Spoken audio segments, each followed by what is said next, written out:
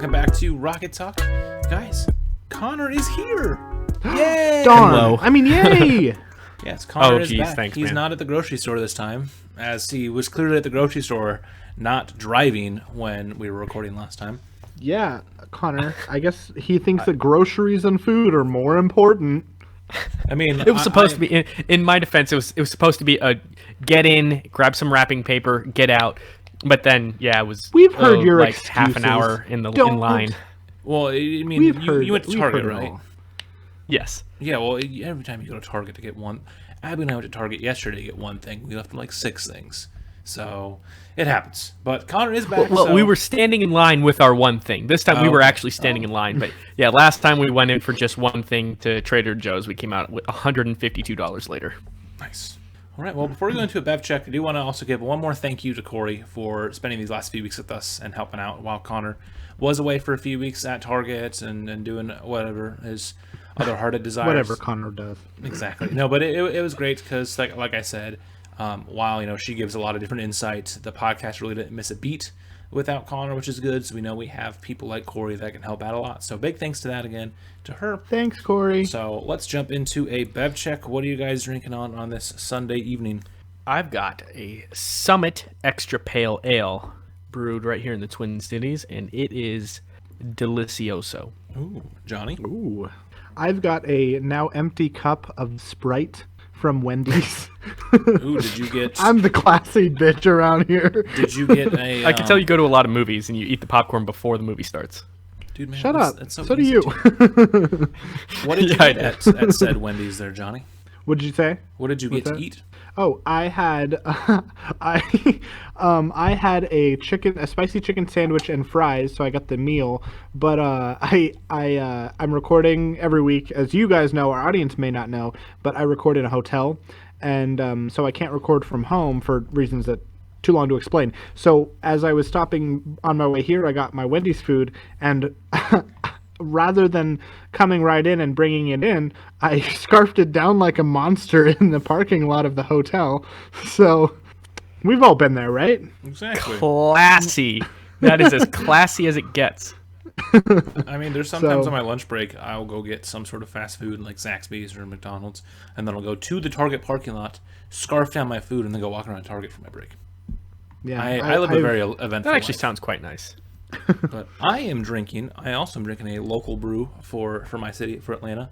I'm drinking Atlanta Brewer Company's Jellyfish Goose. It's in collaboration with the Georgia Aquarium, so it is a nice tart ale with hibiscus, Pinot Noir grapes, and sea salt. So it's a really nice sour beer.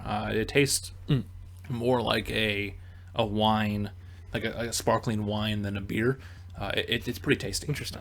So I'm a big fan of it. It is my last one. I only have one left, but Abby claimed that one. So it was a very tasty 6-pack. So let's jump in. We have a few news topics. The first one on it, guys. Have you heard about the new big controversy in the Animal Crossing winter update? a big controversy. No. You can sit Tell me. in the game now. Wait, No, what? so there actually is a little bit of a controversy there, but there was an update that did come out. One of the big things they added was a bunch of new emotes. You can sit and all that. There's new hairstyles, there's a lot of black hairstyles, which I think is actually important for inclusion, which Very, I love very that. big. But the bigger thing that's coming from this that has caused some controversy is Nintendo basically killed time travel for holiday events. So, people in the past have, when they've wanted to get to a certain point in the game, they'll just time travel, whether that's to make their island better, to see what's going to happen on Christmas and all that. So with this new update, somehow Nintendo has made it so if you time travel to Thanksgiving or for Turkey Day or Christmas Eve for Toy Day, it's just a normal day. There'll be snow on there for Toy Day, but there's not going to be any of the festivity stuff there. So it's just going to be like a normal day. So there's a lot of good and bad things about this. What are you guys' thoughts then on this? Like, how do you think this is going to affect the game moving forward then? Because, while time travel has been kind of a shunned thing for a lot of people, that's still been kind of a big part of the game. I want to start by saying that there are, I'm not sure if it's confirmed yet or not, but there is speculation that once the holiday drops, then you can always travel back in time to the holiday. And that's sort of good if you're somebody that missed the holiday. Like if you're too busy for Thanksgiving, you can go back in time and revisit it. It's not exactly the same thing because you're the only one that's revisiting it. But it is undeniably a negative for streamers who want to let people know, let their viewers know about how things are going to go a little bit early. For instance, I watch a bunch of YouTube channels to know a little bit more about like what am I supposed to do on these holidays to make the most of everything. Get all the furniture pieces, get all the the eggs on Easter or the pumpkins, all pumpkin recipes, whatever on Halloween. But now YouTubers and streamers are not able to do that early, so it's kind of it's unfortunate for those people who are in that position. But at the same time, it's kind of interesting that we're all on the same level, and there's absolutely no chance of spoilers happening because now you can't hear about what's going to happen online. So I don't know. I think that if it is true, you can go back in time and revisit it after the fact. That's great. But if it's not, then at least there's the positive of nobody's going to get spoiled what you could be missing or what could be coming. So. I would bring up the fact that it's not really a big deal if streamers can't tell us what to do beforehand, because now you're just gonna have to figure it out just the same as everyone else. And if anything, everyone being included at the same time I think makes the holiday, quote unquote, holiday that it's celebrating a little bit more special that way. Yeah. Wow, you sound like a casual gamer. Yeah, no, I mean, yeah, obviously Connor has the least amount of Animal Crossing time out of all of us, but I agree. So, like, it does suck for those who are busy, but, like, unfortunately, in today's day and age of more games as a service, that's just how it is. A good example of this is, Fortnite has been leading the way in a lot of these limited time events where stuff like they had the big rocket that went off, a couple years ago that opened the time rifts, and if you weren't online for that, you missed out. Treyarch and Infinity Ward for the reveal of Black Ops Cold War, they had it in-game in Warzone, and they brought it back a couple times those first couple days that you could play that mode again and experience it. But like if Johnny went and downloaded Warzone right now on his computer, and I mean his computer couldn't run it, but like let's say his computer could run it, he wouldn't be able to go and experience that anymore because it's been in the past.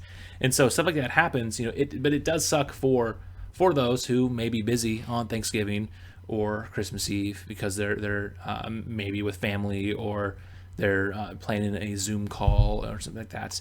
But it's just you have to make sacrifices sometimes, and it does suck. I don't think it's a necessarily bad thing. I'm not really someone who's for time traveling, just because like it is better to experience the things the way it was meant to be intended. But I can see why people are mad about this because this does suck.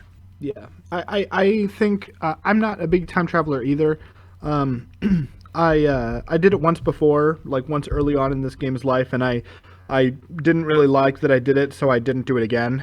And I haven't done it for any of the holidays. But it is kind of a bummer that I can't know what's coming, because I do like to know what to expect so I can collect everything and make sure that I didn't miss out. But I mean, it's not a huge bummer, because like what you guys said, if it's gonna feel the most pure, it's going to feel like its best form if you don't know what's going in, what you're getting going into it. Halloween was great. I think Halloween was not like the most fun thing in Animal Crossing, but it was a solid good time.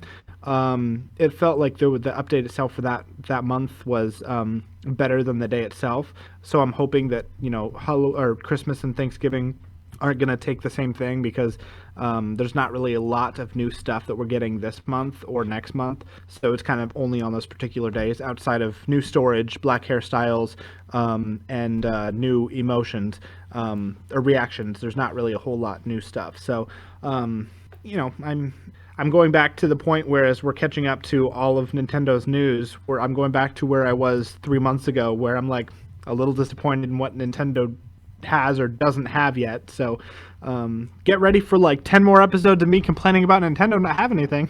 Yeah, true. All right. The only issue I can really see with this too is how are they gonna know that it is actually Christmas or Thanksgiving or in the future Valentine's Day, Easter, because if you need to be online for it to check that, what's going to happen? Let's say a theoretical sense, Johnny updates the game, and then let's say after we record this episode, he's going to go somewhere where he's not going to have internet access for his Switch until until after the holiday. What's going to happen on Thanksgiving when he's not connected to the internet? Will it pop up for him because his time clock says that, or will it because it can't verify that it is actually Thanksgiving Day? Is it going to not let him have it? So that's the other issue that I'm concerned about. But I guess it's just one we have to wait and see. It's a half step forward, half step back, I think, in a lot of ways. So, sorry, go ahead. Oh, I was just going to say one quick thing is that I think that if you're not able to play on Animal Crossing Day, it's likely because you have plans of your own. So maybe that's Nintendo's way of saying, like, choose one or the other. Though right now, don't do that because we're in a pandemic and that's dangerous. So stay home and wear your mask. Wear a mask. Yes. Please. Please. Wear your goddamn mask. How many times do we have to say this? A lot. But we can move on to another one. This one actually is one we can look at your parents, your grandparents, aunts, uncles, the ones who have told you to stop playing video games and it's going to rot your brain and blah blah blah blah blah. I hope so. We have been getting more studies out there that are linking video gaming to benefiting your mental health. Oxford Academies have found one of these.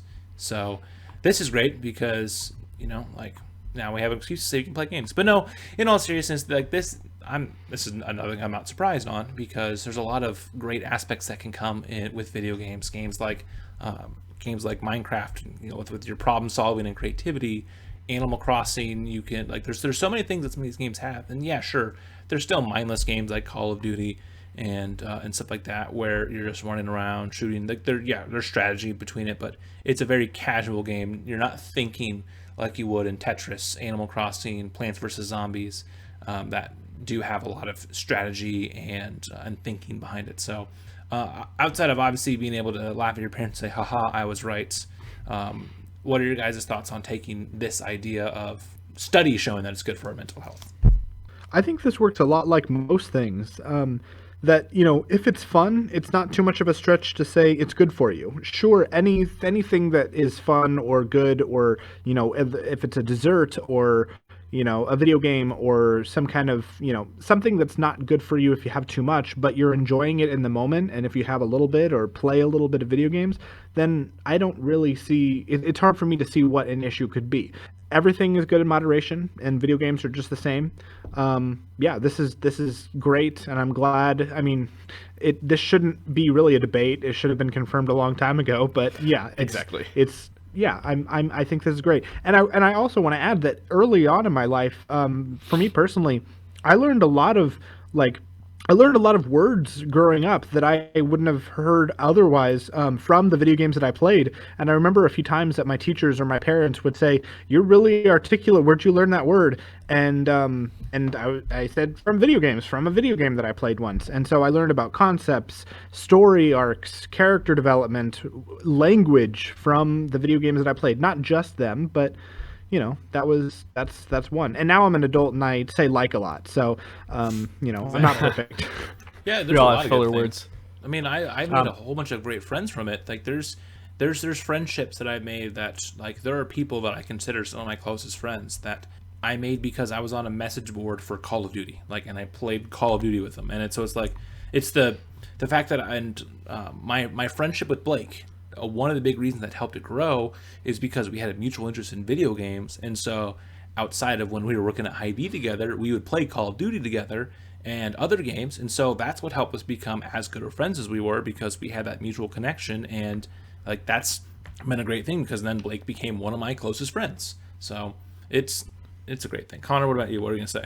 Well, I was going to piggyback off of both of you now, because it's a tool. It can be used as a tool of entertainment, but it can also be used as a tool of learning. And the studies have been around for a long time. I mean, video games, they started when they were developing the 70s. So it's a very long time where we can just see the effects. We're starting to see the generational effects of video games. And I shared a link in the Google Doc of an article from 2010, and it shows that action video games can help you think and act quickly and accurately, inside and outside of the box, according to a new study in Current Biology. New being 10 years ago, but I mean, we've known that video games can help us out with our mental well-being and our decision making for a very long time now, and I just anyone who says that video games cause violence or video games rot your brain, that's only the most extreme of cases. I mean, I think the violence thing is total BS. I mean, that's been disproven, discredited so many times. But like, yeah, video games can rot your brain, but that's like, everything in moderation. Exactly. Yeah, it's the same. If we take that age-old saying, then it's probably going to be good for you. Yeah, it's like the same ones who commit violent crimes. They didn't commit violent crimes because they played Doom or GT or Call of Duty. It's because that they had some sort of mental disability, mental illness, and that was something that they were able to latch onto, just like the same way that it was, hip hop music, or metal, or these more violent comic books, and there's different things each time, and video games have seemed to stuck a lot longer than some of these other things have been, but there's a lot of rock and roll was the devil's music 50 years ago, and was true, but there's a lot of things like that they go, and then as more research is done and people think logically, they see it's not that big of a deal. So it's good to see that there's more numbers backing things that us as gamers have been saying for a long time. But so now hopefully the boomers can look at that and see it. So speaking of video games, though, that can move on into our next Nerd News Now topic of Microsoft with Bethesda. So as we mentioned a few weeks ago, with Microsoft purchasing Bethesda, the big question has been what's going to happen with all these games, because things like Elder Scrolls and Fallout are huge. They have been some of the biggest franchises in video games for a long time. So what's this going to mean for PlayStation players and Switch players? Are they going to get these games? And so Microsoft has said that they want the Bethesda games to be first, better, or best on Xbox, meaning that there still is a chance that we're going to be seeing these on PlayStation, on Switch. We're going to be seeing them on PC anyways, because Microsoft is very console agnostic when it comes to the PC releases as well. But it's good to see that this means that me as a PlayStation 5 owner will not have to worry about the next Doom or Wolfenstein potentially not being on the PlayStation. Yeah, timed exclusives, that's fine. I mean, it sucks for a little while, but I mean, as long as it's not just straight up exclusive. It's just, Microsoft, that would, if they were to make it exclusive, that would go completely against this consumer friendly persona that they've been adopting as of recent, now that Phil Spencer is the head of Xbox. I personally like PlayStation and Xbox, so that's even better for those of us who are not trying to keep the console wars going on. Exactly, yeah, because I think the only ones that should stay complete Xbox exclusive, if they want to do some sort of new IPs. That's awesome. Otherwise, yeah, exactly. Put it where maybe Doom gets a extra map, like an extra level pack, that they have a crossover with Halo or Gears, where only on Xbox and PC you can play these extra couple levels where you see Master Chief or you see one of the characters from Gears come together and work with Doomslayer. Like that's a good idea. Or any exclusive skins for Elder Scrolls, things like that. Cool. Things where you don't even know what you're missing out on, so it's not even a big deal. Or if a game wants to launch a few months early, the Yakuza Like a Dragon was one of the games that just came out on Xbox One and Xbox Series X and PS4 here in the States. It already came out in Japan a while ago, but it is exclusive on the Series X for the new generation consoles until some point early next year. I want to say around March, April is when Yakuza Like a Dragon comes to PlayStation 5. So something like that. If they want to do that with some Bethesda games, give it a 6 month, give it a year advance. Cool. By the time that comes out, then if I wanted to get it on PS5, I can still get it. It doesn't feel like I missed out on too much, but it'll still be nice that the Xbox people can maybe have a reason to get it first. I actually, I think I disagree with both of you guys. I think that it's good that everything it's going to eventually come onto PlayStation. But there's something that bothers me about the first or better or best quote. Because it seems like even though we are living more in a world where the console wars aren't a thing, there's something about that, like the wording of that just kind of like gets at me a little bit. That's kind of like, we're going to make sure that we have it's less of them saying we're going to make sure that it's best on Xbox, and to me it sounds like they're going to make sure that it's not as good on PS5.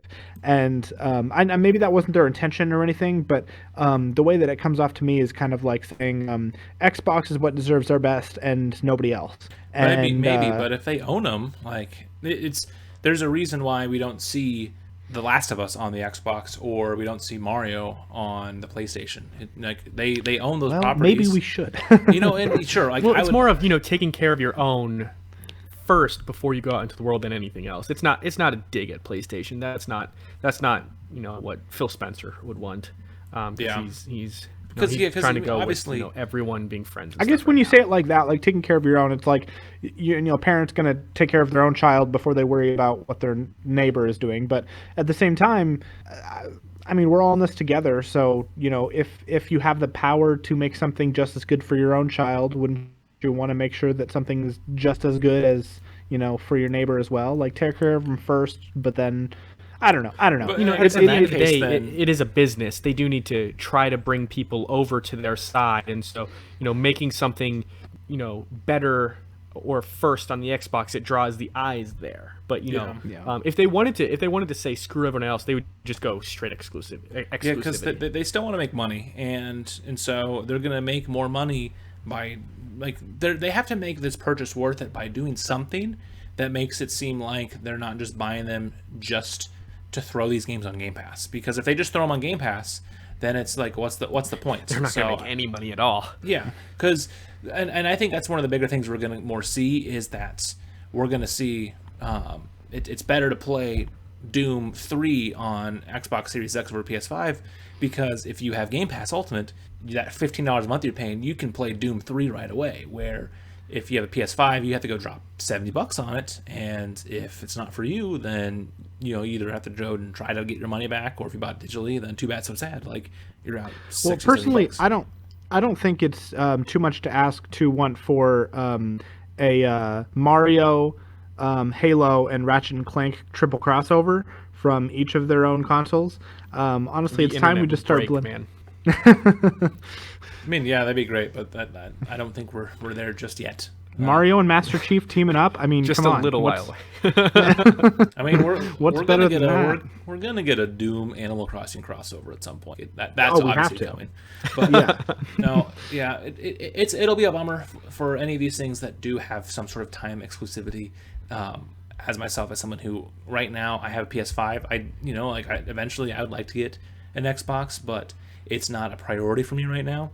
And so it's one of those that if I end up not picking up one until super late in the Xbox's life cycle, I just hope that it's not one of those where I miss out on a bunch of these Bethesda games, because there are a handful that I do enjoy. One of the biggest ones is the Wolfenstein games. I've really enjoyed the reboots that they've done with New Order and New Colossus, but we'll see what happens with it. I don't think it's the worst thing in the world, but having this come out has made me feel a lot better about this purchase for the video game landscape as a whole. I wasn't expecting Microsoft to do anything worse than this, but I'm just glad that they're coming out and saying this, so that way we know a better thing of what is to come. So one more nerd news now then before we jump into some other segments. The very anticipated, very much delayed Cyberpunk 2077 is actually going to have a streamer mode in the game. So it's been kind of all over the nerdy news recently about Twitch and YouTube doing DMCA copyright strikes with stuff. And so a lot of games do have streamer modes and things like Call of Duty, Fortnite, where it will hide people's names, so that way someone can't try to get on your lobby and stream snipe you. And so they've had stuff like this, but this one's going to have it so if you have streamer mode on, it'll disable all the copyright music in the game, so that way when you're playing on Twitch and all of a sudden it's playing a different songs from Run the Jewels or Rat Boy or any of these other artists that are in there, you're not going to see your channel get taken down. So I love this. This is another great thing that Cyberpunk's been doing a lot of great things that besides a lot of the crunch from these delays. But I think this is definitely one of the best that's coming with it, just because, like, especially in what's been going on these last few weeks with mass videos being deleted from Twitch and all that. So I love this. I love how aware that it just is of the way that people consume content. And there's been some really, really big names in like the React genre, so to say, however you would say that. Like there's this guy named Tyrone Magnus who's got like 2 million or something, very close to 2 million subscribers, and all he does is just react, and he also does some streaming of games and stuff like that. But a lot of his content is getting completely purged because a lot of musicians are striking YouTube React channels with copyright, and this just makes it a lot easier, makes it more hassle free, I would say. And I think I really don't see a downside. It's just making streaming a lot easier.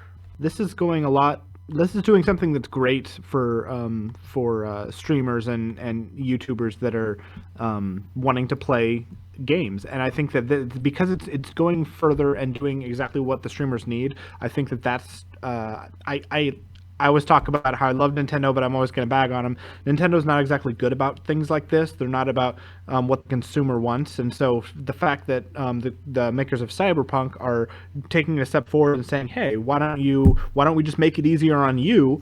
And so that way you don't get in any trouble. That way we can make the game and design it around how you are going to play it, because we know that you're going to want to.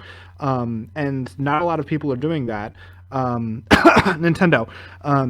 And so I think that, like, rather than making a way for like people who bought the game, enjoy the game, and want to share the game with the community of other people who also bought, love, and enjoy the game, like, or bought, played, and enjoy the game, they're like, rather than tearing them down, they're doing something to help them out, and I think that's fantastic. Yeah, because it's like this has caused it's one of those where I have a reason why I haven't streamed Black Ops Cold War campaign is I know there's copyright songs in that game, and so like our Twitch channel that has like 3 followers, I don't want to have that get shut down already. Or if once Johnny gets his PS5, if him and I get Sackboy's Big Adventure, that game like has licensed music. Like I was watching a review on it on Push Square, and they're talking about how they were playing and Britney Spears' Toxic was playing, and it's like, I don't want to be playing that game and bopping to Toxic, and then all of a sudden you see a copyright strike because they paid for it. Like a huge example of this is like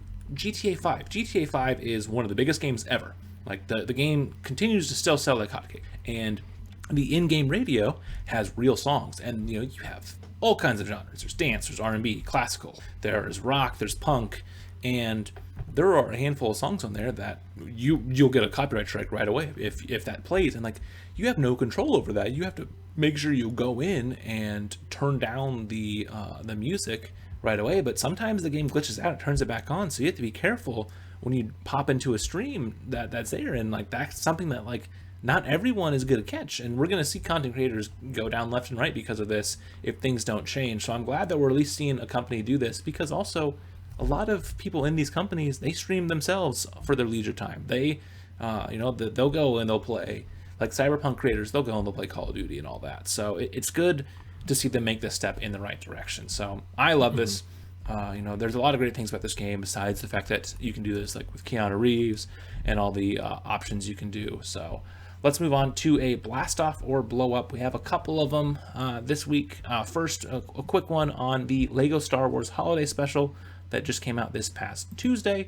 So I watched it. Johnny watched it. Connor, did you have time to watch it as well? I did not. I'm sorry. I mean, it's okay. For those who aren't aware, Connor is going to be moving, so he's doing a lot of packing.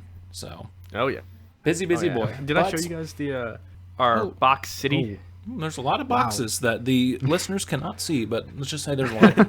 There's a lot more in the room, in our bedroom too. But yeah, so for those that aren't aware, Disney Plus released a Lego Star Wars Holiday Special. So it takes place after Rise of Skywalker, and it's just a lighthearted, fun, goofy story. And of course, they're in Lego form, and there's a lot of jokes. There's some Lego-y jokes. But the main premise is it's Life Day, which is the Star Wars equivalent of kind of like Thanksgiving and Christmas together. It's just celebrating, friends and family and all that. And so Rey is training Finn to be a Jedi, and she's trying to find someone to help her train him better. And so she goes to an old Jedi temple on a planet that I'm forgetting, and there's this magical Lego crystal that she can open portals in time and see stuff. So the whole point of the 47-minute adventure is them just to have a lot of fun pulling characters and jokes and moments from the movies throughout the 3 trilogies, and the Mandalorian and stuff like that, the Clone Wars cartoon. So it was just a fun, cute little short holiday special. So Johnny, what did you think of it? I thought it was really good. For the 47 or so minutes of the thing here, I thought it was one of the best experiences of Star Wars, of any of them that I've ever seen on the first time. I don't think it's going to be anything that's legendary by any means, but I do think that it is so much more for the non-Star Wars fan. It's definitely it is packed full of moments that are for hardcore fans, but this is something that's like me. I'm not a hardcore Star Wars fan. I'm like a cat. I watch all the movies, but I don't need to see anything more than once. This was so good and cute and goofy, and it had so many iconic moments. Like all of the moments, as soon as Rey and then eventually more and more and more characters were appearing in these other iconic movies throughout 9 films and more. As soon as they would drop into the scene, I knew exactly where they were, exactly what the scene was, even though it was a Lego version of that scene. And I thought that just goes to show like how like they picked the perfect moments, and they were able to make jokes out of every single moment that they went to. It was so funny. Even the villains were hilarious. The relationship between Vader and Palpatine was hilarious.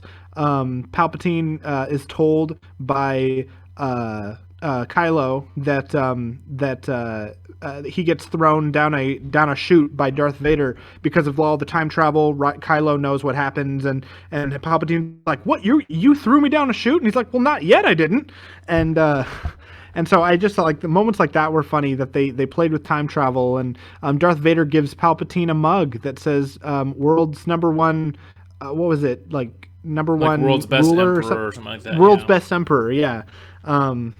It was packed full of cute moments, and it was just a good it was fan servicey, which is perfect. It was a fan service thing that like is good. It's fan service, because that's a big issue people have with the sequel trilogy, is that they're just like, look, random thing to give you nostalgia. But this one, it was funny about it. Like one of my favorites was at one point you have Padawan Obi-Wan, you have Jedi Master training Anakin Obi-Wan, and then Episode 3 Obi-Wan, and all 3 of them look at each other and say, "Hello there." Like just little things like that, like stuff that they know that fans are gonna like enjoy. Or the one we mentioned in the trailer where Greedo sees both old and original trilogy age Han Solo, and they're like, "Do you want to shoot first?" Like there was a lot of little nods like that. Blue milk, so many little things that are just great that Star Wars fans will love. Yeah, I agree. It's a fun one. There was the moment that Rey, at the very end of the story, Rey's like, "It was such a great adventure. I met my master, and my master's father, and my master's father's master, and my master's father's master's master." And she just like kept listing like how far the generation of like the like Qui-Gon to Obi-Wan to Darth Vader to Luke to Rey. It's like she just kept going down the line. It was just a really funny, well delivered line, and it kind of goes to show like how convoluted, not convoluted, because the stories are pretty simple, but like a lot of stuff happens that's very. Yeah, they're very connected, and a lot of stuff that's very similar between all of the films. The same sort of cycle happens over and over again, and to point that out is really funny. So, do you think this will be added to your rotation of holiday movies and specials? Things like Christmas Vacation, Charlie Brown Christmas episodes of shows like The Office. Do you see this making that on there, or like will you watch this again in these next couple of years, or do you think this is more of a one-time thing for you? I don't think that I mean, I might watch it every once in a while if they advertise it and remind me again next year that it's on there. I might give it another watch because I definitely enjoyed it. I don't think it's something that I'm gonna probably remember too much. I think it was a good like it was like a slice of pie. Like it's good in the moment, and then I'm not gonna eat the whole pie, or I Yeah. won't. I don't know if you will, but Yeah, I don't know. I might add it to them because it is fun. It's not maybe not an every year thing. Every few years, I'll do yeah. that. The Lego stuff is fun. It had a lot of nice stuff. It's not as iconic, obviously, as like, even stuff like the Christmas episodes of The Office. Like those are just fun to go and rewatch because like there's a lot of good ones. But I would definitely give it a blast off, especially if you're a Star Wars fan. I would go and watch that. Connor, I would definitely recommend when you have some free time, watch it. It's a pretty quick and easy watch. I You'll did want to see this. It does sound great. yeah, is it the best thing I've ever seen this year? No, not by far. Is it better than episode 2? For sure. So yeah, I definitely give it a blast off myself. Johnny, what about you? Yeah, I definitely give it a blast off. I think overall it did a really good job of being what it was supposed to be, and it kept me laughing, and it was more than just a Yeah, So, I had some pretty yeah. loud laugh out loud stuff. So Yeah, that for was sure. great.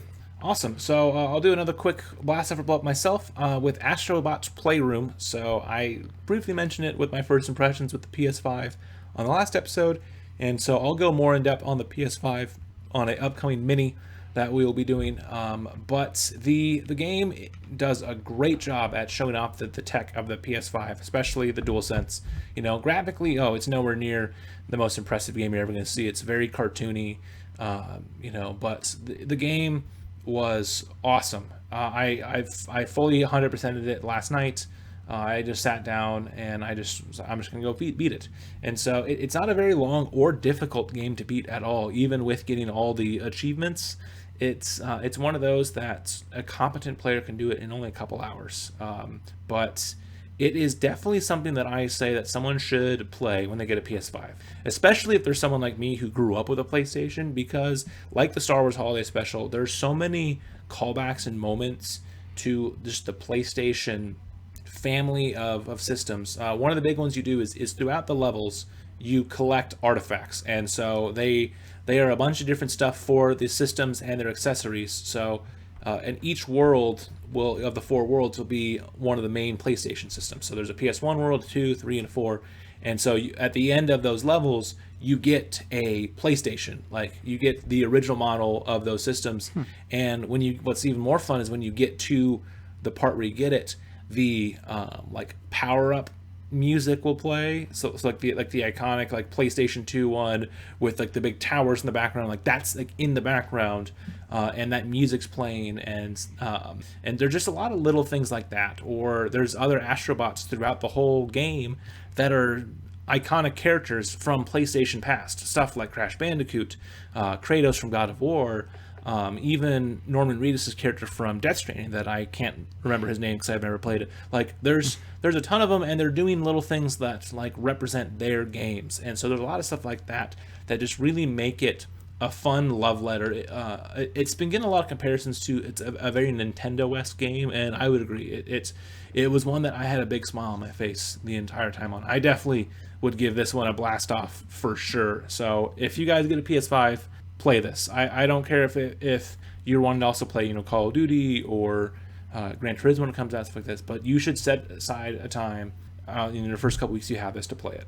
Do you see this as a modern classic or more just very niche and just fun for right now, but will fade off eventually? So I think it's one of those. It's hard because it's a very short game. Like I said, like I fully beat it in like 2 hours, 3 hours maybe. So it's not something that it's taken a long time to beat, but it is just so well done that I think it's going to be one of those that people are going to remember more than other like tech demo-y things. Like I think it's not going to be as much of a revolution that Wii Sports was, but I see this being more on the Wii Sports side of things than the 1-2 Switch, where people are remembering Wii Sports and their memories of that, where like no one bought 1-2 Switch because they didn't put it with the Switch. Or even in Nintendo Land, like how that's one that doesn't really get remembered as much, mainly because of the Wii U. But it's hard, I guess, kind of yes and no. It'll all just depend, I think, on how the PS5 sits well with people as well, because if the PS5 turns into another hit, then I think it is one that people will remember more for the ones that did play it. Awesome. Yeah, and then we can move on to our last blaster for Blow Up. Johnny, you watched the Supernatural finale, so why don't you tell us about what you thought about the finale? Okay, well, I'm going to give a big spoiler warning for any Supernatural fans. I'm going to try to briefly explain kind of the plot of what happens and of this episode, and then I'll tell you, what my take is on it. So it starts off, it's a regular sized episode. It starts off like any other episode. I got to preface that in the previous episode, the penultimate one of the entire series, they killed God. And because what else are they going to do for the end of the show? But the son of Satan is the son of Lucifer is the new god now. He's a good guy, and so that was in the previous episode. They did everything that the show was leading up to, and now it's just kind of like a send off for the rest of the show. So it starts off like any other episode. They get a call to go take out a vampire nest, and so they go do that, and there's absolutely nothing special about it.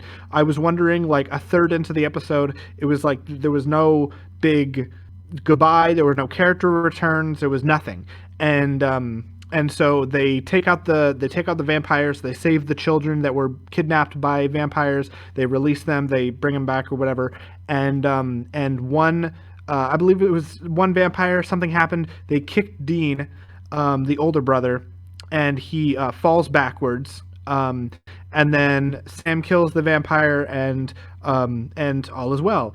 Well, not so much, because it turns out that when the vampire kicked or pushed or something, Dean fell back into a nail in a pillar in this barn that they were in, and it was a very simple.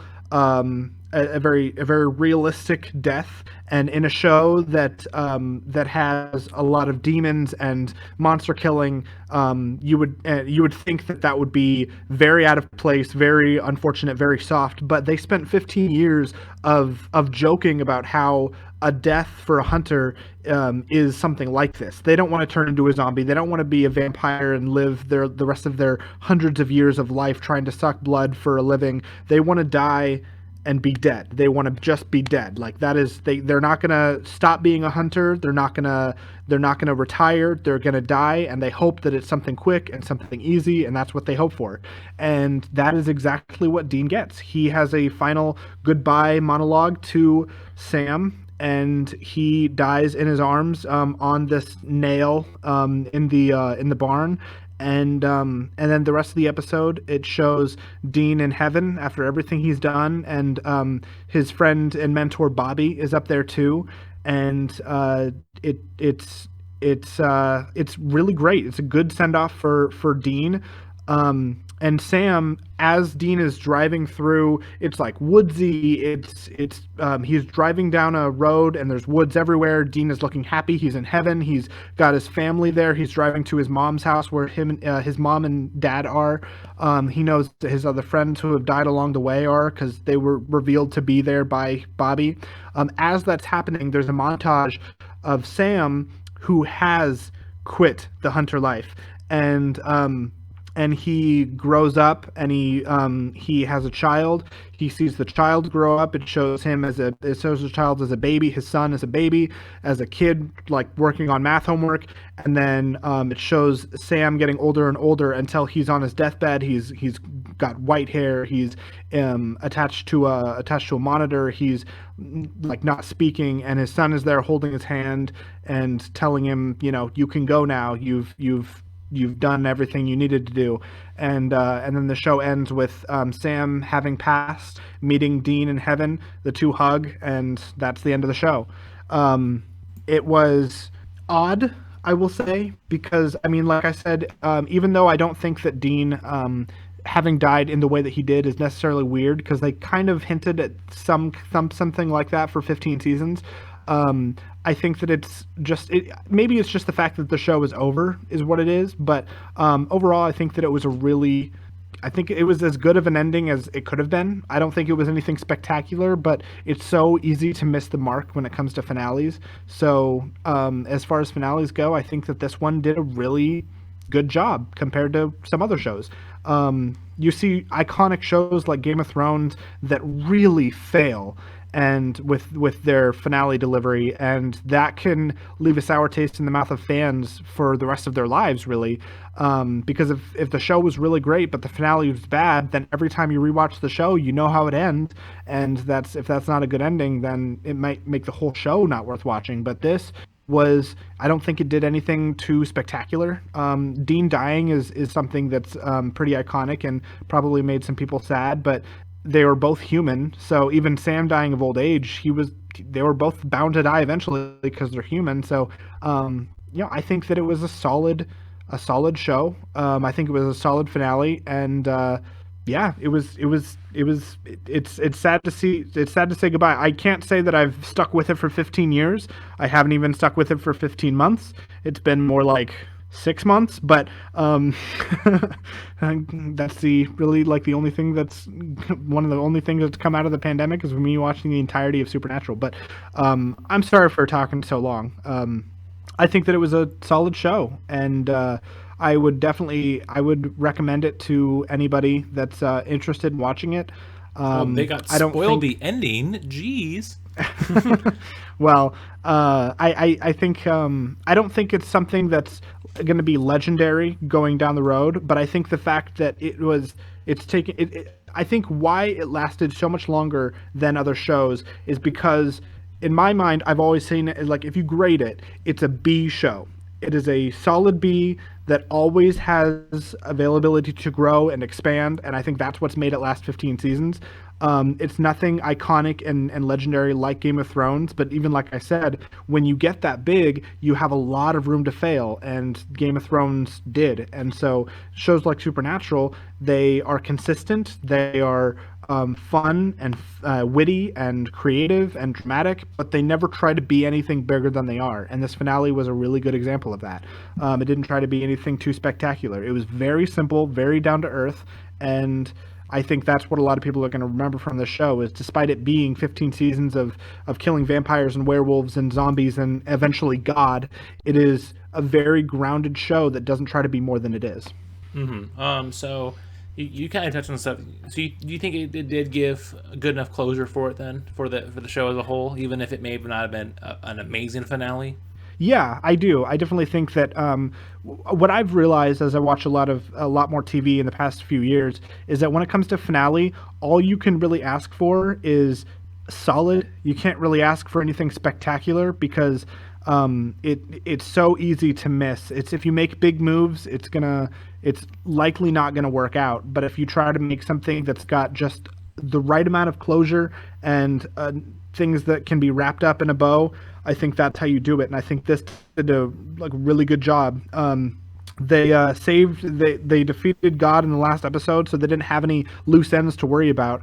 And so yeah, I think that killing off Dean wasn't really that big of a deal because it was the last episode, and seeing Sam eventually die too is what I think. If they'd only done one death and not the other, shown one death, then it wouldn't have been as iconic. But the fact that Dean died and then got to see Sam live an entire life after that, and then also die, but then come into heaven as the same age as like they were at the end of the show, like Sam went back to his from 70-ish to his 30-ish age.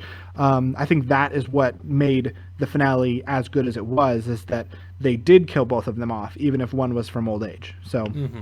So would you give it a blast off or a blow up then for the finale? I definitely give the finale a blast off. I think that it was like I said, it was just a solid episode. Nothing iconic, but definitely did not fall on its face either. Awesome. And then as the show as a whole, also, I would give it a blast off. I don't know anybody that has the time to watch all 15 seasons, but if you have the rest of your life to watch 15 seasons, well, I do, but if you have the rest of your life to watch it and watch one episode, even every month, then I would highly recommend it because there's unforgettable characters. Some of my favorite characters in all of TV are in this show. They have just really good story moments that will rip your heart out and make you really pissed off that your character died. And then they bring in a new character that's really awesome, and then they kill them as well. But it was just a solid show. I can't say enough about it. Awesome. Well, cool. So Johnny definitely recommends it. So definitely go watch that if you haven't, and get through all 15 seasons. And since you're watching it later, you don't have to worry about that long gap because due to COVID, there was a gap between episodes 13 and 14 of about 7 months. So by the time the season ended, it had been over a year since the last show had happened. But now we can move on into the topic of the week. And so the time this episode comes out is the day before Thanksgiving.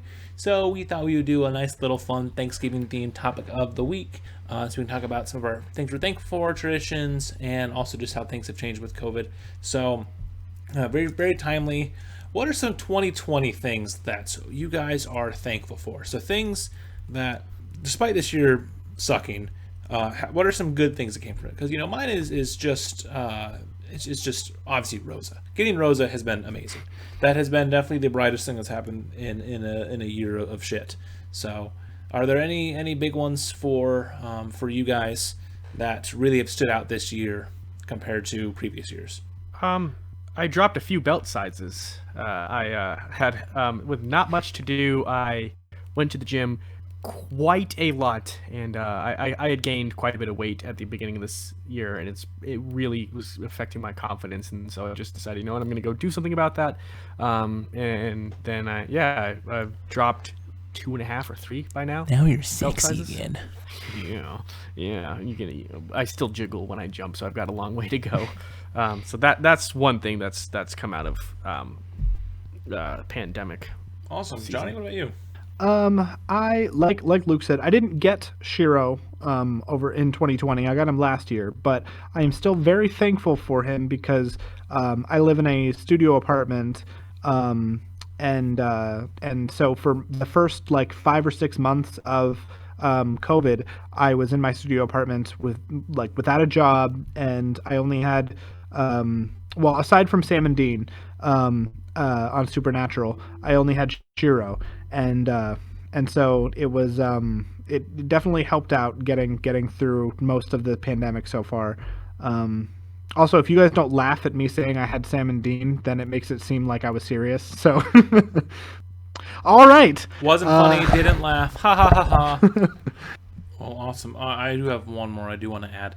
I am very thankful for you two for this podcast. So while the planning started last year, with you guys had started before I wanted to jump on, and then I texted Connor right around August of 2019, September, and then that's when I jumped on, and we had a few episodes we recorded that we never posted, and those are just lost in the abyss in a Google Drive.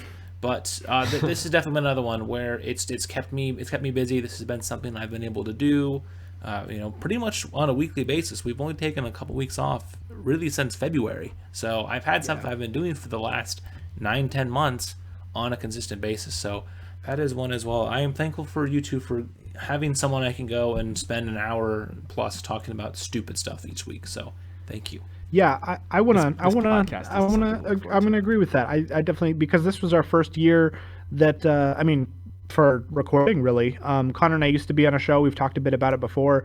But getting to continue that with Rocket Talk with you, Luke, has been really great because I sometimes take it for granted because I sometimes forget how much of a joy this is and how bored I would be if we were not doing this still. And getting to do it once a week, it's never been about the other 2 people that are watching. It's just the fact that we get to do it at all is fun, and I'm definitely thankful for it as well. Yeah, Connor, your turn. It's something to look forward to.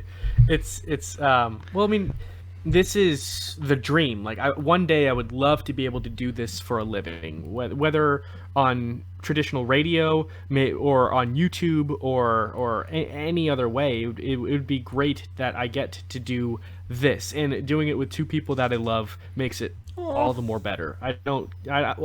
it would be great if this became a living, but if not, I'm just I'm happy to be doing this. Yeah, it's just And if I were able to do it with two people I love, that would be great. I get to do it with you guys instead. So, Wow. Well, another quick timely one before we go into more just like traditional Thanksgiving stuff is, I guess, what's going to be the thing you're most thankful for when all this is over, when like COVID is basically gone, there's a vaccine that the majority of the people have taken, and or just the numbers just die down, and we can do things like go to the movies, go to football games, concerts. Like, what's the thing that you're looking forward to the most? movies. Number one, I don't care if I see the same movie over and over and over again and see movies that I would never otherwise see. I need to go to a movie theater right now and safely. I'm not going to go right now because it's not safe, but as soon as I can.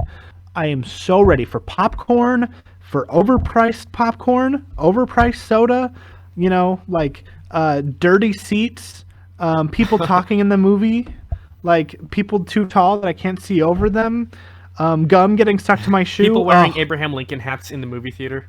Yes.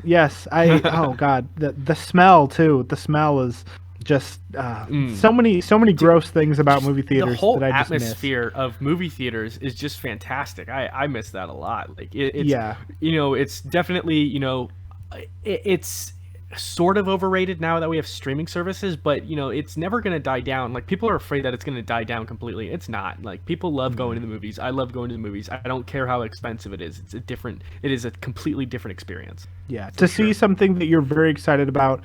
The last movie I saw was either Sonic or Birds of Prey. I can't remember. I hope for the sake of good memories that it was Sonic, because that's what I'm choosing to remember. Birds of Prey was okay, but Sonic was great.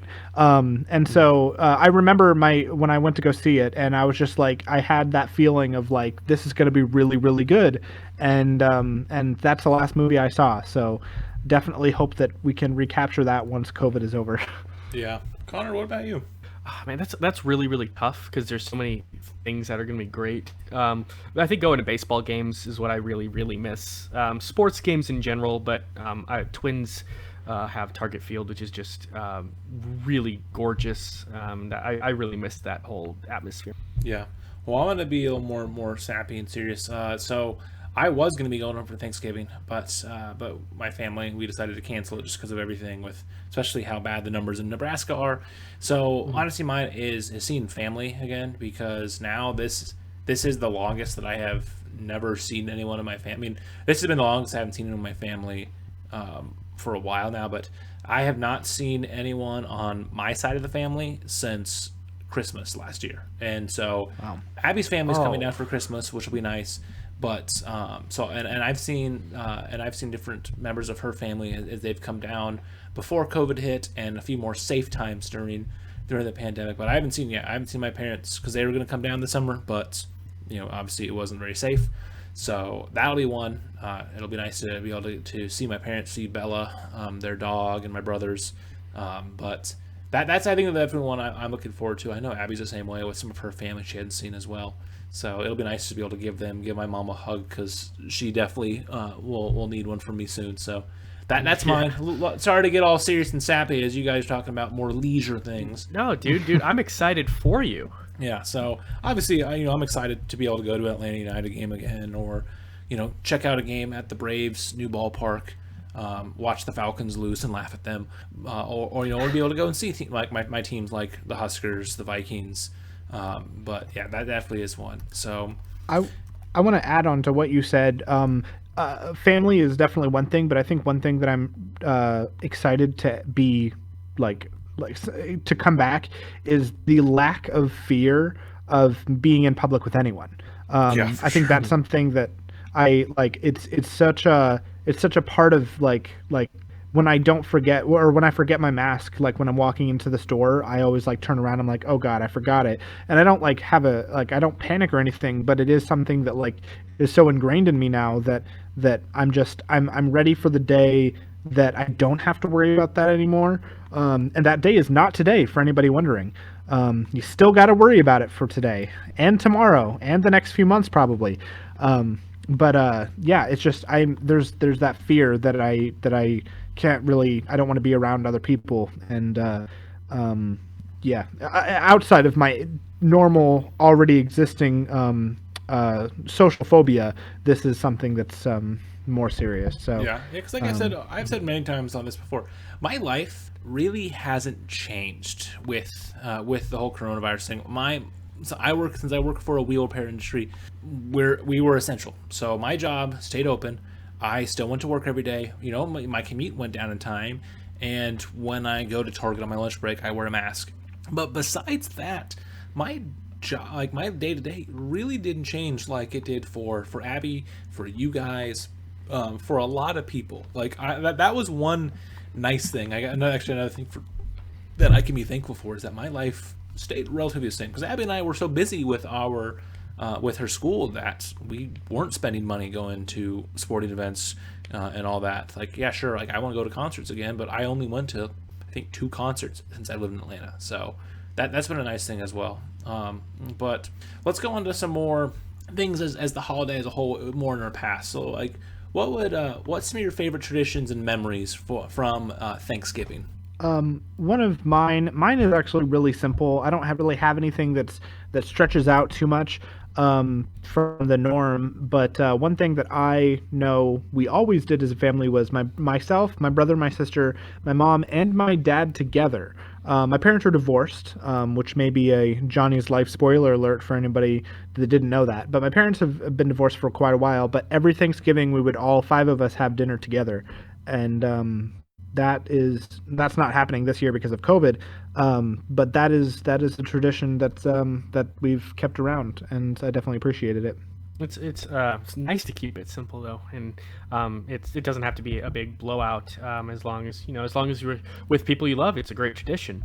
My family, we have a really big family, and so everyone on my mom's side of the family that are in Omaha. Some people come from Colorado. We always come to our house. We are always the hosts, and every single year we throughout the course of the day we have a Wii bowling tournament, and then we announce the winners and give out prizes for the top 5 spots at the end of the day. And it's handicapped all the way back to whenever we started, 2007, 2008, whenever the Wii came out. And so we give out stupid Dollar Tree gifts, like little posters or even travel shampoo has been a The gift goofy before. stuff. It's not about the prizes, it's more about just like the experiences. Yes, exactly. It's a lot of fun. And what's kind of become a tradition, that's not like a, I don't know. It was very recent. We have a Nerds tournament every single year, and it's that one that we don't have prizes. We just play until we get tired, and we have a billion decks of cards at our house because of it. And yeah, those are my favorite every single year. Yeah, one of them that I thought of when I wrote this question down was I went to Colorado for Thanksgiving, and I can't remember if this was either in 2014 or 2016. Hopefully it's 2014, because the 2016 one has some other things associated with it. But there was, but my dad's side of the family, a lot of them live in the Colorado area, in Denver and stuff like that. But one of my cousins who was visiting from Texas, they had their guitar and they started playing Hallelujah by Leonard Cohen, and some of my other cousins and all of us we just like all sang it together, because that's such like an iconic song, and like just that was a fun thing, because like we were all just sitting around talking about random stuff, just life and how school was for me and my cousin Murphy, and or how the farm is that's my cousin Neil and his wife Chelsea are on, and just a lot of stuff like that, and it was just a nice relaxing family experience, and it was a ton of fun that we were doing that. So that's always one that sticks around. And then another one is just more of one that's been more recently was the Black Friday shopping, which don't go Black Friday shopping this year, do it online. But I did it as a joke with some friends a few years ago, but that's definitely a big thing that Abby and her family have done over the years, and joining her, that's been a ton of fun. Like last year, we made out so well on Black Friday, only going to JCPenney and to Target and then buying stuff online at Kohl's. So just like the funness of that, doing that after you scarf down food, it's like, sure, being thankful for the things you have, and then going out and spending money, because capitalism is kind of a goofy thing when you think about it together. But it was, that's been some fun memories that I've had, and a tradition, I would say, then too, that Abby and I have had more recently. So what about going on the food side of things? What's your favorite non-traditional Thanksgiving food? Ooh, I think mashed ginger carrots are really, really good. Interesting. So I don't know if you guys have had those before. I have not. So obviously, it's ginger and it's carrots and they're mashed. But like, is there anything different? Or do you make it like mashed potatoes and then it's carrot and ginger instead, or how do you make it? Mm-hmm. Yeah, yep. It's basically mashed potatoes, but they're made out of carrots, and then you sprinkle ginger on top of it.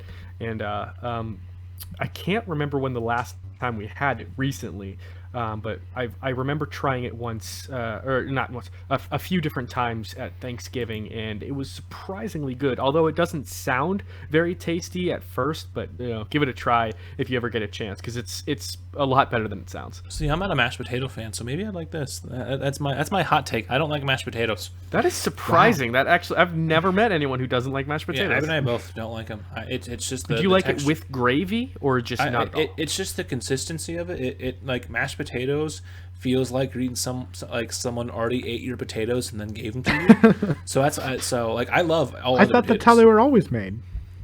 Exactly. No, but I love baked potatoes. I love French fries. I like all that type of stuff. Any form of potato besides mashed, I like. I've eaten them more as I've gotten older and like stomached it, but I still like. If I have the preference, I'm going out and I am having a baked potato 9 times out of 10. Oh. Now baked potato is the only potato I don't like. I don't know if you guys didn't know that, but yeah, I'm not a big fan of baked potato. Especially a loaded baked potato. Ooh, put some cheese. Cheese, sour cream, bacon. I mean, it's like a hint of potato and then everything else. But just mix that all into mashed potatoes. I mean, no. Well, I mean, you can still mash it. Like if you take the baked potato and you take your fork, really. I don't want to work for my food. Really mash up the potatoes. What? I don't want to work for my food. Like, come on. See, I don't know what my not if it's already on my plate. I don't know what my non-traditional want to be. I mean, I prefer ham over turkey, but like ham is kind of the other. Like if you're not having turkey, most people are having ham. So I mean, like I guess I would say ham. Ham is the Christmas. That's the Christmas food. No, I'm with Luke. Like turkey is so hard to do well, and my family is pretty good about doing it well. But like, even the best turkey, in my opinion, is better than like, or is not as good as most hams. Like it's ham is just superior to turkey. Yes. Turkey's honestly, just so well, I'm gonna have to disagree with you there. I love ham. I love ham a lot, but turkey is just great. Me and my brother always get the legs every year. Nice. Yeah. I mean, I do. So I don't know if I've told you guys this before. Maybe you found this out living with me, but when I was a kid, it actually came from my brother. But I dip a lot of different meat stuff in vinegar as like a dipping sauce. And so turkey, ham, and steak, and fried chicken are like the 4 that I do it on, and I love that. And so that's my non-traditional thing. I dip my holiday meat in vinegar, which is always a very weird one that I tell people. Because I was like, wait, what? But yeah, there's just the mix of the flavor of the meat with the sour acidicness of the vinegar is something that like I had as a kid, and it's one that I like still like, as my other brothers have gotten away from it because it was weird to ask for a bowl of vinegar at restaurants. I don't care. Like I will still do it because I like it that much, So that's mine. Vinegar. Yes. You're disgusting, but that's okay. So one thing that my dad always did was for Thanksgiving and Christmas, he would he loves Village Inn, the restaurant chain Village Inn. He's all about it, and he always asks, free pie Wednesday. You can't. I can't. No, you can't knock it. But speaking of pie, the weird thing that we do is my dad always asks what our favorite flavors of pie are, and I'm supposed to be like, I don't know. This year's totally different, so I have no idea why you're asking. But my favorite is apple. I love all pies. I don't discriminate. Love all pies. But apple pie is the best. So he always quote unquote surprises us with all of our favorite pies for Thanksgiving, even though it's not pumpkin pie, which I think is the tradition for Thanksgiving. I eat apple pie for Thanksgiving because it's my favorite. And apparently when your dad loves Village Inn and wants to buy all the pies in the store, then you get whatever pie you want. And I want apple pie. So, and then he knows that he's not going to eat it. So he just gives us all of the pies. So eventually I have eaten the entire apple pie, but yeah, that's fine. It's just pumpkin pie is clearly superior. I don't know, man. I like both. Well, I like only both in upside down world. I like both equally. Every Thanksgiving, me and my cousin Caleb have kind of a little contest to see who can eat the most slices of pumpkin pie by the end. Oh my god. Who throws up? Always beats me, except the last 3 years we've tied at 8.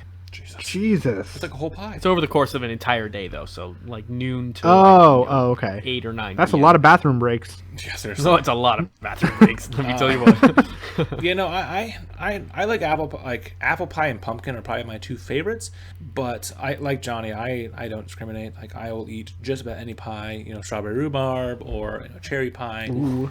Obviously nothing's more American than apple pie. Besides COVID. But hot take. I mean, COVID sticking around as long as it has is the most American thing. It's the three things: apple pie, baseball, and COVID. True. Yeah, exactly. But yeah, Abby and I, we are gonna have one of her friends is making some pies, some extra pies, and so we jumped in on that, and she's gonna make us a pumpkin pie, which I'm excited about. But if it had been an apple pie or some sort of chocolate pie, I'd have been just as excited. I already got the whipped cream for it, so I'm gonna load that up. We actually are gonna do a little untraditional meal. My brothers are doing that as well. We're actually gonna get Chinese food for Thanksgiving for fun this year, since it's a non-traditional Thanksgiving. So I fully support it. Chinese some nice food sesame is good chicken, AF. some nice sesame chicken, and then I'll have dessert as pumpkin pie. So ask if they have sesame turkey. That would be funny. The place is called Fortune Cookie. If you're ever in the Atlanta area, or if you are a listener in the Atlanta area, check out Fortune Cookie in the Briarcliff area. It is wonderful. I mean, no, I don't think Court or his mom live in the Atlanta area. So maybe not. But if they ever visit, that is a possibility. But that is definitely a good one. I kind of alluded mine a little earlier too, as well.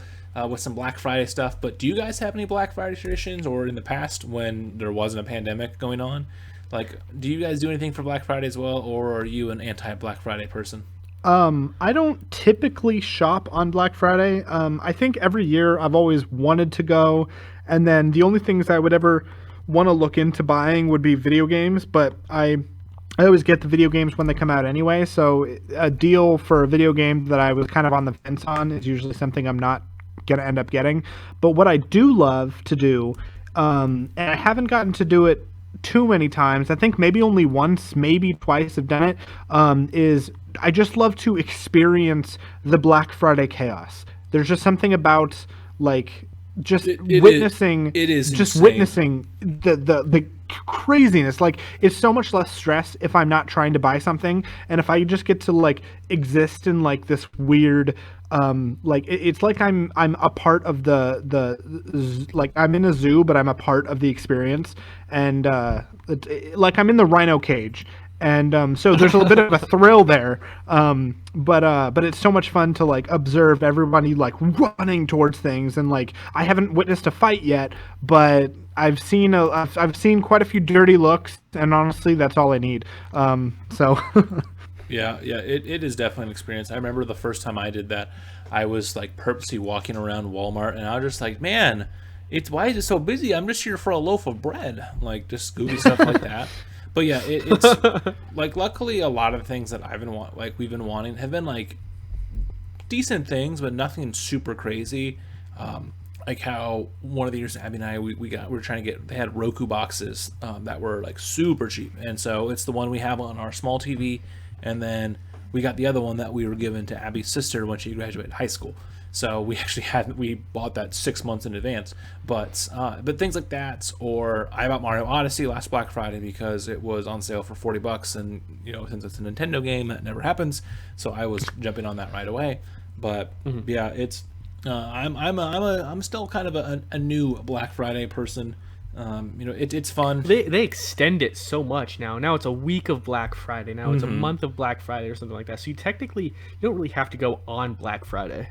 Well, everything now, it's Thursday now. Well, it was, because a lot of places actually are closed. Like Walmart's closed on Thanksgiving this year, which is the first time in I don't even know how long. Good. So yeah, it's nice because like there were I want to say 2 or 3 p.m. is when Black Friday stuff opened at JCPenney last year. So like it's crazy that we were there so early, and we got a bunch of good stuff there. I got some joggers, and we got some clothes for Abby and I, and for some family. But it was always so crazy how it went from being stuff at 5-6 a.m. There was a YouTube channel that I found that it's like Dave's Archive or something. It's a guy that he compiles a bunch of commercials, and so and then they releases them in videos under certain things like retro commercials from 1997 or holiday commercials from this year, or things that would play in this area. But and so like one of them was like holiday commercials from,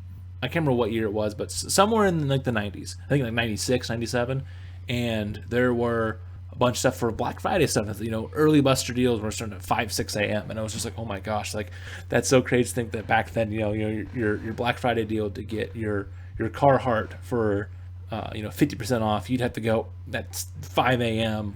Because Shields is one of the only places I know that was still doing Friday early morning, or most places now was Thursday or all week, or some online early. And then it's crazy how much things have changed. Oh yeah, absolutely. But I mean, now that like online retailers do Black Friday, no, there's no reason to go in person, even despite the pandemic. Yeah, don't if you want to go when it's safe again, definitely do it. It's fun. It's definitely a lot different now. Even the difference of when I went Black Friday shopping at Walmart, I think 2012, 2013, one of those years was my first year where I actually went out with friends. And then compared to when I went in 2017, just the difference of those 3 or 4 years, like being at Walmart, it was like I could not do anything in Walmart to. It's cramped in Walmart, but since they also did a good job of setting stuff up where they would do it at sporadic points, like at 6:15 this stuff by the produce will be available, and then at 8 o'clock this stuff in electronics, and so they moved everything around so everyone wasn't rushing to electronics for the PlayStation games and the TVs. But yeah, it was definitely a lot smaller when I went a couple years ago compared to 4 or 5 before that. So don't go Black Friday shopping though, please. Just do it online. There's already been deals going on for weeks. I think there's more. The deals are typically more beneficial for you to do online than they are in person. And that's taking out the fact that you could die if you go in person. So that's the deal that you really can't beat. Exactly. But unless there's really any other big things about Thanksgiving that you guys want to reminisce about, then I think it can be time for us to move on into recommendations. Let's do it. Alrighty. So since Corey was with us for that last episode, we did give her another recommendation. So she had us watch the first episode of Julie and the Phantoms on Netflix, which she also mentioned was a geek recommendation on Nerdmageddon. So also go check that out as well. Check out the show that Johnny and Connor are alum on, and check it out. So Julie and the Phantoms is a Netflix original that premiered a couple months ago, and so it's a show, a good mix of humor, heart, and music. So the whole premise is there's this girl named Julie that she just lost her mother. And so when she goes and finds a CD in her studio, all of a sudden these ghosts come out and help bring back her love for music and all that. And so, it's a very, cute, lighthearted show. Definitely nothing that's to write home about, but it's an enjoyable stuff. So what did you guys think of this first episode? Johnny, why don't you go first? I really, really loved it. I when it first came out, I saw the premise. I thought that it was not something I would be interested in watching. So I'm actually really glad that Corey recommended it to me because I probably wouldn't have gotten to it eventually. But I thought it was really great. I'm only slightly embarrassed to say that Corey was right about the songs being absolute bops because they are. There's that song that Julie plays at the very end.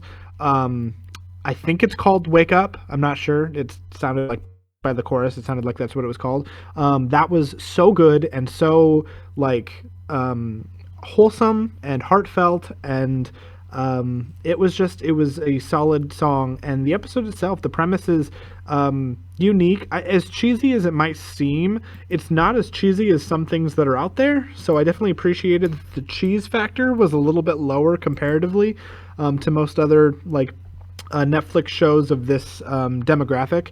But I think it was great. I thought that it was really funny that they actually killed off the Phantoms, but I wasn't expecting that this is like that the band was just going to die. So I thought that was kind of funny. I appreciated that dark humor, but overall, I think that it's just a really wholesome, solid show that I really enjoyed the first episode. Yeah, it's definitely not something that I see myself watching every single day, or like I don't. I'll just spoil it. I don't think I would go back and watch this after unless someone else recommended more of the show.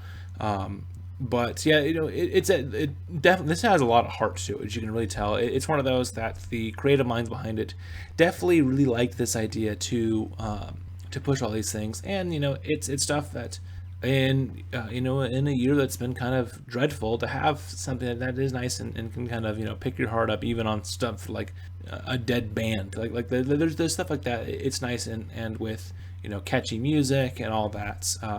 A good musical show is always a nice thing. Is this something that I see myself checking out? No, but for those I think that will like it, they will definitely like this, and hopefully this is one that Netflix doesn't cancel too early, like a lot of other Netflix shows, and hopefully this can keep Rest going in peace, on. Santa Clarita Diet. Or Designated Survivor, or just all the other shows that have ended for just a various amount of reasons. But yeah, it's a good one. Not as bad as St. Clarita Diet. Not the best show I've watched. Wow. It's a lot like how I felt with Black Butler. I may not be necessarily the one who enjoys it, but I can see why people do like it. It's a like solid, Santa Clarita Diet. No, that show is bad. It's a solid show, and so I definitely think that yeah, people should give it a shot. Connor, what about you? I'm just going to echo what you said. This is not for me. I wouldn't normally watch this because I don't like those types of shows, but I knew it was a preteen show going into it, and so I kind of adjusted for that, and I had a good time while watching it. I really do like. I think the premise is genius. I would love to watch a show aimed for my demographic, older, and that would be something that I would watch the crap out of. Yeah, but for kids, this is really great, and I do have to agree, the songs are actually pretty good. Yeah, very enjoyable. It's fun. I was just reading some other stuff online after I watched it, and I think AV Club had a good one with the first line of their review for the season. Says, from choreographing Dirty Dancing to Ferris Bueller's Day Off to helming Newsies, Hocus Pocus, High School Musical, and the Descendants franchise. Like it mentioned, just like how the people behind it really have mixed a lot of things together that can just be something that kids these days, like the Gen Zs and the generation after them, I can't remember what they are, can go and experience similar things like what our generation felt with High School Musical or other things like that. And so it's just a nice, lighthearted, goofy thing that can bring in some fantastical elements in it as well. Yeah, I would give it on a scale of 1 to 10, I would definitely give it a 7 bops out of 10. But but I'm sure someone who liked this premise more would definitely give more of an 8 or a 9. So, well, speaking of that, I would probably give it a 9 years of crying in a dark room out of 10. And I would give this 6.5 deadly hot dogs out of 10. Ooh. You gotta be careful with those wieners. Those hot dogs, when they bit into them, there was a sound that it made that was just like, ooh, like he made a face after he bit satisfying into it. crunch to the wiener. No, like it wasn't even a crunch. It was more like a squish, and it was like I was like, that's not what a hot dog is supposed to do. Yeah, that's the one thing about TV shows that isn't always the best. Movies, like when they like really add extra like sound to food, it's like this doesn't make that noise. No, I think usually I would agree that it didn't fit, but since they killed the guys, the boys, I think that I was like, okay, that's how you know it's a bad hot dog is when it makes a squishing sound. You probably shouldn't take another bite. But yeah, I mean, it was a good one. Corey recommended a good one. Like I said, Good job, Corey. This is not the it's not the best recommendation I've ever seen, but it was not one that I dreaded watching. It was enjoyable. So It wasn't nearly as good as Santa Clarita Diet, but it's what I could be. actually watched it, and as I say, enjoy myself when I watched it, unlike Santa Clarita Diet. So it was. Not I will a never chore. let that go. Well, that's fine. I did not like that show at all. It's going to be a Rocket Talk ongoing fight. Is Exactly. So the validity of Santa Clarita now that Diet. Connor is back, since Connor has missed the last couple weeks when it would have been his turn, Connor, it is now your turn for a recommendation. So now that you are back after a few weeks off, what do you have for us? Actually, my recommendation is involving music as well, and let's blast back in time to 2005, where we blast back in time to the 1950s. I am recommending the movie Walk the Line, starring Joaquin Phoenix and Reese Witherspoon, about the life and times of Johnny Cash. Where can we find this movie at, Connor? Is this on streaming services? Yes, Have you can find checked it on today? Or are you HBO paying Max. for it? It's on what? I am not paying Okay. for it, and yes, I did check last night. Okay. Sorry, It's been a little while since I've recommended something that's no longer on a streaming service. I promise I'm improving. I didn't hear you said where is it streaming at? HBO Max. Alrighty, perfect. I do have that because I have your login. Yay! Yes, you do. So perfect. So Walk the Line, wonderful. So we can see Joaquin Phoenix beat Johnny Cash, who has a lot of bops. Yeah, and in the Yes.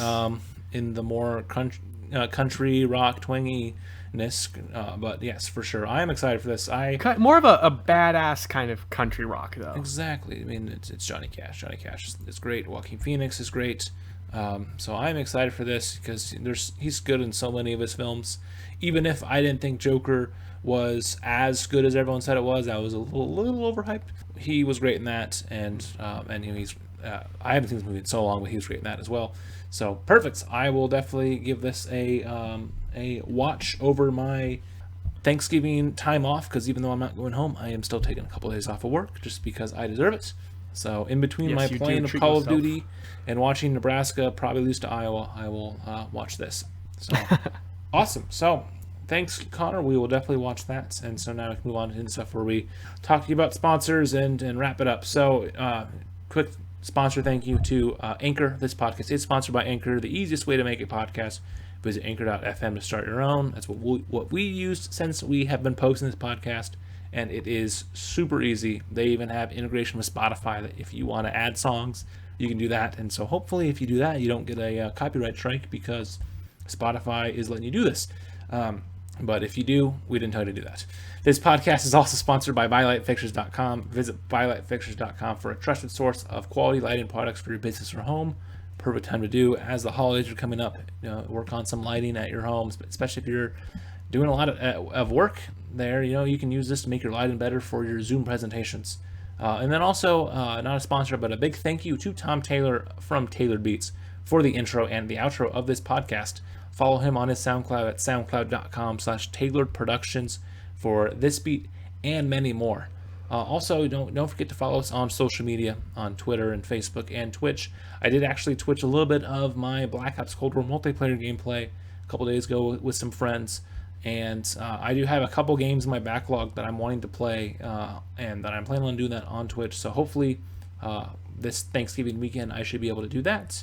Also, we do have a mini that is coming out on the Xbox Series X that should be coming out this Friday, where Connor was joined by Michael Kripe, who has been on a few of these episodes, and good buddy of ours, Joel, as well, and they're going to talk about the Xbox Series X and S and their experiences and review of the new systems after about a week and a half, 2 weeks with it.